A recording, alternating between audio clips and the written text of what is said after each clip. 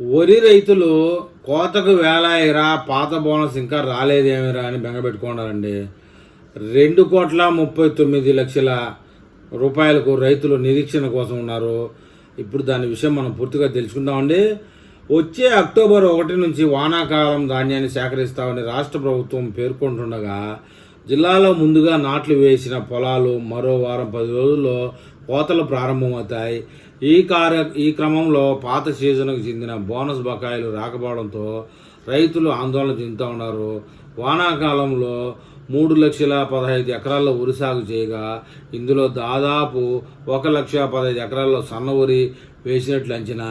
నిరుటి వానాకాలం మాదిరిగా ఈసారి కనీసం 33,000 మెట్రిక్ టన్నుల సన్న రకాలను విక్రయించే అవకాశం ఉంది.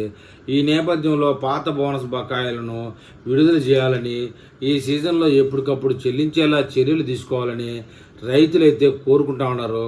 రాష్ట్ర ప్రభుత్వం ఆధ్వర్యంలో సేకరిస్తున్న సన్నధాన్యానికి సంబంధించి బోనస్ను ఆలస్యంగా విడుదల చేస్తుండడంతో రైతులకు నిరీక్షణ అయితే తప్పడం లేదు.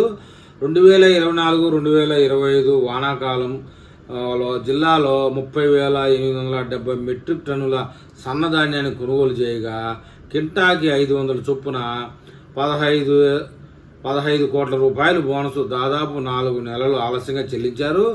గడచిన యాసంగిలో 87,917 మంది నుంచి 4,63,303 మెట్రిక్ టన్నుల దొడ్డు, 4,788 మెట్రిక్ టన్నుల సన్నధాన్యాన్ని కొనుగోలు చేశారు. మొత్తం ధాన్యానికి కింటాకు 2,320 చొప్పున 1,085 కోట్లను చెల్లించారండి. సన్న రకాలకు సంబంధించి 2,39,00,000 బోనస్ ఇప్పటికీ ఇవ్వలేదని చెప్తా ఉన్నారు. అయితే గోదాములు ఖాళీ లేవు నిల్వ పెట్టుకోవడానికి. గత సీజన్లో కొనుగోలు చేసిన ధాన్యాన్ని మిల్లర్లు మరాడించగా పౌర సరఫరాల గోదాముల్లో బియ్యాన్ని నిల్వ చేశారు. పౌర సరఫరాల సంస్థకు చెందిన బియ్యంతో పాటు ఎఫ్సిఐ బియ్యం ప్రైవేటుగా కొనుగోలు చేసిన మొక్కజొన్నలు తదితర నిల్వలతో జిల్లాలోని గోదాములు దాదాపుగా నిండిపోయాయి. మరోవైపు కొన్ని మిల్లుల నుంచి ఎంఆర్ కస్టర్ మిల్లింగ్ రైస్ రావాల్సి ఉండగా బియ్యాన్ని తీసుకుని నిల్వ చేసే పద్ధతి అంతగా లేదు. మరో పక్షం రోజుల్లో వానాకాలం ధాన్యాన్ని చేతికి అందనుండగా ఈలోగా గోదాముల్లో పాత నిల్వలను తరలించాల్సి ఉంది. ఫ్యాక్సులు, ఐకేపీ కేంద్రాలు, డిసిఎంఎస్లు, ధాన్యం సేకరణ కమిషన్ను, హమాలీ ఛార్జీలను, కేంద్ర నిర్వహణ ఖర్చులను చెల్లించాల్సి ఉంటుంది. జిల్లాలో గన్ని సంచులపై పాతవే సేకరణలో జాప్యానికి కారణమవుతున్న కొనుగోలు మొదలయ్యేలోపే తగిన గన్నీ బ్యాగులు సిద్ధం చేయాలి.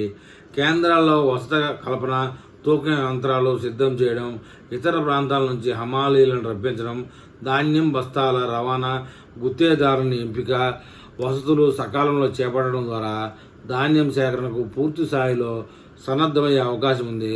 రైతులు బోనస్ చెల్లింపు, కమిషన్ విడుదలపై ప్రభుత్వానికి నివేదించినట్లు పౌర సరఫరాల డిఎం జితేంద్ర ప్రసాద్ గారు తెలిపారండి. ఏది ఏమైనా రైతులకు ఇవ్వాల్సింది ఏదైనా కూడా సమయానికి ఇస్తే బాగుంటుంది, లేట్ చేస్తే బాగోదనే విషయాన్ని తెలంగాణ ప్రజలందరూ గుర్తిస్తూ ఉన్నారు. మరి ఈ విషయంలో వరి పండించే రైతులు ఏమైనా కామెంట్ చేస్తారో చూద్దాం.